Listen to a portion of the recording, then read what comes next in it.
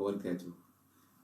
Viewers, this is Sheikh Mohammed Awal from New York City in the studio, trying to present some of the information that need to be presented. There is a lot of information that have gone down, and this information have to do with the creation of the universe. We have certain intellectuals that are talking about creationists. They just believe in creationists. They believe in anything that come or have happened in this world is as a result of nature, and they believe in that. Then we have also scientists who actually probe the universe and see the mechanism of information, and they begin to draw conclusion as to how the universe operates and how things are working out. And then also we have these also have their ways of interpreting how the world came into being. And then we have those who are religious, especially the Christian faith, the Judaic and the Islamic faith. So today I'm going to be dealing with the aspect of science that is compatible with what today's science have talked about and how the universe came into being. And we know very well that scientists have postulated that 20 billion years ago, there was no heaven, there was no earth, there was none of this known established solar system existed, and that the world is in a smoke. They call it interstellar galactic dust or interstellar galactic material. Now, this material somehow aggregated, and then eventually the earth came into being. So after all this millennium of years, 20 billion years, once the earth is about to be created, science are saying is 5 billion years from now. But the creation started 20 billion years ago. And so we know exactly what is happening. The Quranic information, for example, make mention that the universe began, in the smoky, circumstances before everything came into being. So there is one surah in the Quran where Allah, Surah Al-Fusilah, in that surah, Allah clearly makes us to understand how the earth in particular came into being. And the finding of science compared to what the Quran have said is indeed classical. It is just top of the line. No one can contradict what the Quran have said based upon how the earth was created. Not the whole universe, how the earth was actually created. This is the verse in the Quran that Allah have clearly given us how the earth was created. In the Quran, Surah like I've just mentioned, Allah said, when Allah was about to create the earth, ثم استوى إلى السماء وهي دخان فقال لها وللأرض ائتيا طوعا أو كرها قالتا أتينا طائعين. When Allah was about to create the heaven and the earth, it was in a smoky circumstances. This smoke is the nearest what the scientists are calling the pulsar. The pulsar are the leftover of the radiation, which science called interstellar galactic dust. This dust aggregated itself at the very beginning of the creation. Like when a car pulls away in the dust that it leaves behind is called interstellar galactic dust. Now these dust are the one that came, they aggregated within the core of the celestial, and they begin to form in a smoky circumstances. And this smoke really is supposed to be hot, because when we talk about smoke, we're talking about hard substance. So why would Allah say sumastawa ila sama wa hiya duhanun? When Allah was about to create the universe, when Allah was about to make the earth operate, it was in like a smoky form. Duhan, smoky form. And so if there's a smoke, definitely there must be some kind of heat radiation. And this is the quasars and the pulses that are so very hot. Scientists have clarified this information that when the earth was about to create, there was so much pulses and quasars and quantum in the universe. And these quasars and quantum are very hot. So the Quran was right by saying it was in a smoke. The verse continues. ثم استوى إلى السماء وهي دخان فقال لها وللأرض ائتيا طوعا أو كرها. Then Allah said, come ye willingly or unwillingly, both the earth and the heaven, come you together willingly or unwillingly. The question is, why would Allah say, come you willingly or unwillingly? That means there is some kind of disagreement between the heaven and the earth. There is some kind of incompatibility between the heaven and the earth. There is some kind of a problem that needs to be solved between the heaven and the earth. That is why Allah said, come you willingly or unwillingly, meaning there is something that Allah needs to negotiate to bring harmony between the heaven and the earth. What is that? Scientifically, we know that when the earth was about to create, earth or planet cannot come into existence without, protective layers.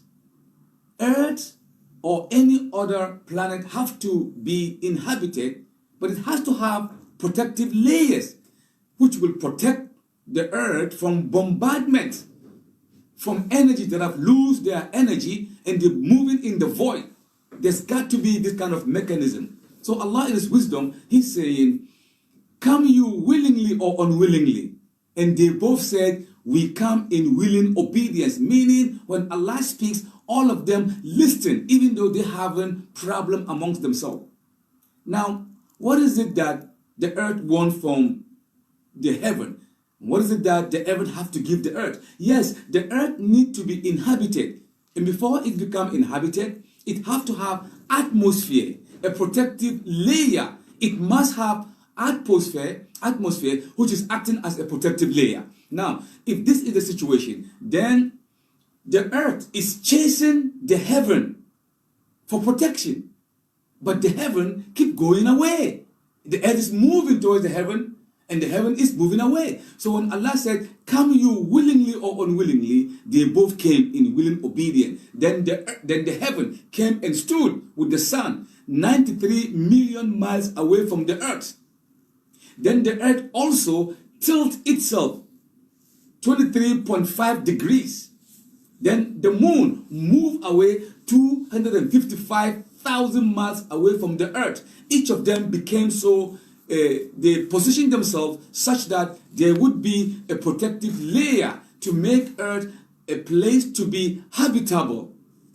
Because 93 million miles away from the earth, that is where the sun is. If it is more or less, life on earth will not be possible. The moon is over 200,000 miles away. If it is more than that, we cannot exist. The movement of, the earth and plate tectonic, which is answerable to the movement of the moon around the earth. The moon have to go around the earth for 29 days. Some say 29.5. We'll make it 30 days. Otherwise, if it is more or less, earth will not be in the position it is today. That is why Allah said, come you, heaven and the earth, willingly, whether you want it or not, come. So they came. So when they came, the heaven came and positioned itself such that it will protect the earth. Most of the planet don't have, atmosphere. Like the moon, like the these gaseous planets, the giants planets, Jupiter, it does not have atmosphere. Some of the planets like Mercury have no atmosphere. That means each and every celestial body can fall upon them. But the fact that Allah stationed the sun the way it is and the moon the way it is means that everything is meant for the earth to be habitable. On Joseph Bloom said, among all the planets, Earth is the only planet that have all the attributes that makes it possible for human beings to live on. That is why we have all this atmosphere.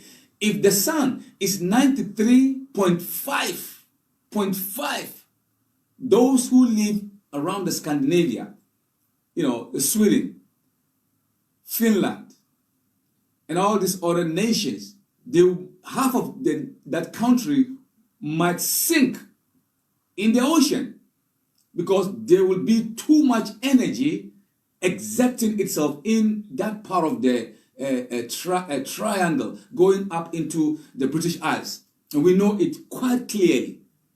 So the fact that Allah has said, come you willingly or unwillingly? And they say we come in willing obedience, means Allah in His wisdom have relayed this information to Muhammad sallallahu alaihi wasallam. Otherwise, there is no way of the Prophet Muhammad sallallahu alaihi wasallam to find out that this is how the earth operates. And alhamdulillah, today we are protected from that information that Allah have asked the heaven and the earth to play a major role, to come willingly or unwillingly. So Allah said, وَجَعَلْنَا السَّمَاءَ سَقْفًا مَحْفُوظًا وَهُمْ عَنْ آيَاتِهَا مُعْرِضُونَ. We set up in the heaven a protective layer for you, safe and well guided, meaning we are being guided by those atmosphere that is making the earth to be a place of habitable. So this information is so refined that scientists don't even understand. How could a man in the desert, Muhammad sallallahu alaihi wasallam, be able to understand how the physics of the world operate? This in itself means that the Quran is a book revealed by Allah subhanahu wa ta'ala. That is why Allah from the beginning, challenged those who are saying that the Quran came from Muhammad's imagination. So Allah said, let them bring a book like the Quran, or any book that can supersede that which we've given the Muhammad sallallahu alaihi wasallam. Allah said, Am yaquluna naftara? Do they say Muhammad forged the Quran? Qul fa'atu bi ashri surin mislihi muftarat. If they say he forged it, let them bring a surah just like the Quran forged, and let them bring their witnesses. This is over 1,400 years challenge to those who don't believe that Muhammad is the Messenger of Allah, to bring a book that is close to the Quran, and they couldn't bring it. And that is what it's going to be. No one would be able to bring the Quran. The Quran is the only book today that we have of religion that contain its purity. Almost all the books that came before the Quran, have been compromised. All of them have been compromised, and those who specialize on these particular books are telling us that these books are being compromised and that the human manipulation, addition, subtraction have gone through them. The Quran is the only book that did not go through all this thing, because it is our tradition from the time that the Quran was revealed to memorize the Quran. So today, if the Quran is taken away from the earth, we can easily bring it back again into life because people have memorized it. There is not a single any religious book that if it's taken away, those who, proponent of their religious community would bring it back. They couldn't do it. So this, in a nutshell, definitely it is an information to say that the Quran is indeed from Allah subhanahu wa ta'ala. Inshallah, this is part one of the talk that I'm going to be giving on the quasars and quantum of the Quranic creation. Inshallah. Haza billahi tawfiq. Wassalamu alaikum wa rahmatullahi ta'ala wa barakatuh.